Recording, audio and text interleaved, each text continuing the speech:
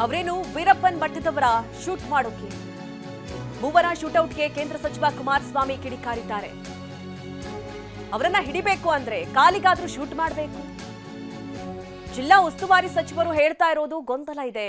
ಇದು ಬಾಗಲಕೋಟೆಯ ಗುಳೇದಗುಡ್ಡದಲ್ಲಿ ಕುಮಾರಸ್ವಾಮಿ ಅವರ ಆಕ್ರೋಶದ ನುಡಿ.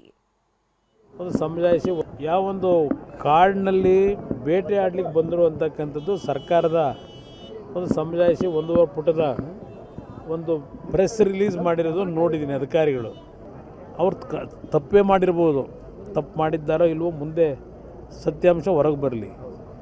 ಅವ್ರನ್ನ ನೀವು ಹಿಡಿಬೇಕು ಅಂದರೆ ಅವರಿಗೆ ಕಾಲ್ಗಾದರೂ ಶೂಟ್ ಮಾಡಬೇಕು. ನೇರವಾಗಿ ಫೈರ್ ಮಾಡಿ 3 ಜನ ಸ್ಪಾಟಲ್ಲೇ ಔಟ್ ಆಗಿರ್ತಕ್ಕಂಥದ್ದು, ಇನ್ನೊಬ್ಬರನ್ನ ಆಸ್ಪತ್ರೆಗೆ ತೆಗೆದುಕೊಂಡು ಹೋಗ್ತಕ್ಕಂಥದ್ದು ಘಟನೆ ಏನು ನಡೀತಿದೆ. ಇಲ್ಲಿ ಅಧಿಕಾರಿಗಳು ಶೂಟೌಟ್ ಮಾಡಿರ್ತಕ್ಕಂಥದ್ದು ಏನಿದೆ, ಅವರೇನು ವೀರಪ್ಪನ ಮಟ್ಟದವರು ಶೂಟ್ ಮಾಡಲಿಕ್ಕೆ, ಇದು ಯಾರು ತಪ್ಪಿದೆ ಅಂತಕ್ಕಂಥದ್ದು ಒಂದು ಭಾಗ. ಅವರೆಲ್ಲ ಕೂಲಿ ಕೆಲಸ ಮಾಡಿ ಬದುಕ್ತಕ್ಕಂಥವ್ರು, ಅವರಿಗೆ ಸರ್ಕಾರದಿಂದ ಒಂದು ಕಡೆ ಆ ಕುಟುಂಬಗಳಿಗೆ ಪರಿಹಾರ ಕೊಡೋದು ಒಂದು ಭಾಗ.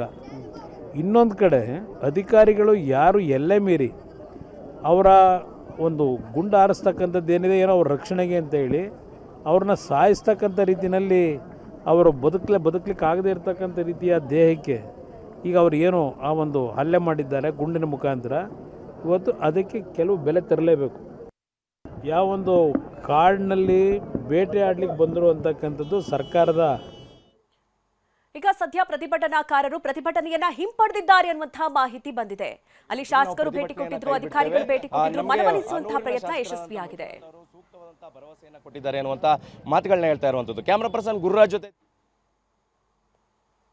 ಸದ್ಯ ಹನೂರು ಭಾಗದಲ್ಲಿ ಬಹಳ ದೊಡ್ಡ ಮಟ್ಟದ ಪ್ರತಿಭಟನೆ ನಡೀತಾ ಇತ್ತು. ಈಗ ಸದ್ಯ ಪ್ರತಿಭಟನಾಕಾರರು ತಮ್ಮ ಪ್ರತಿಭಟನೆಯನ್ನ ಹಿಂಪಡೆಯುವುದಾಗಿ ಮಾಹಿತಿ ಸಿಕ್ಕಿದೆ. ಯಾಕೆಂದ್ರೆ ಈಗಾಗಲೇ ಹನೂರು ಶಾಸಕರು ಕೂಡ ಅಲ್ಲಿ ಭೇಟಿ ಕೊಟ್ಟಿದ್ರು, ಅವರ ಮನವೊಲಿಸುವಂತಹ ಪ್ರಯತ್ನಗಳನ್ನ ಮಾಡಿದ್ರು. ಜೊತೆಗೆ 15 ಲಕ್ಷದಷ್ಟು ಪರಿಹಾರ ಒಂದು ಕುಟುಂಬಕ್ಕೆ, ಅಂದ್ರೆ ಒಬ್ಬ ಹತ್ಯಾದ ವ್ಯಕ್ತಿಗೆ 15 ಲಕ್ಷ ರೂಪಾಯಿ ಪರಿಹಾರವನ್ನ ಕೂಡ ಘೋಷಣೆ ಮಾಡಿದ್ರು. ಸರ್ಕಾರದ ವತಿಯಿಂದ 5 ಲಕ್ಷ, ಜೊತೆಗೆ ವೈಯಕ್ತಿಕವಾಗಿ 10 ಲಕ್ಷವನ್ನ ನೀಡೋದಾಗಿ ಕೂಡ ಅಲ್ಲಿನ ಶಾಸಕರು ಹೇಳ್ತಾ ಇದ್ರು. ಹಾಗಾಗಿ ಈಗ ಪ್ರತಿಭಟನಾಕಾರರು ಪ್ರತಿಭಟನೆಯನ್ನ ಹಿಂಪಡೆದಿದ್ದಾರೆ ಅನ್ನುವಂಥ ಮಾಹಿತಿ ಸಿಗ್ತಾ ಇದೆ.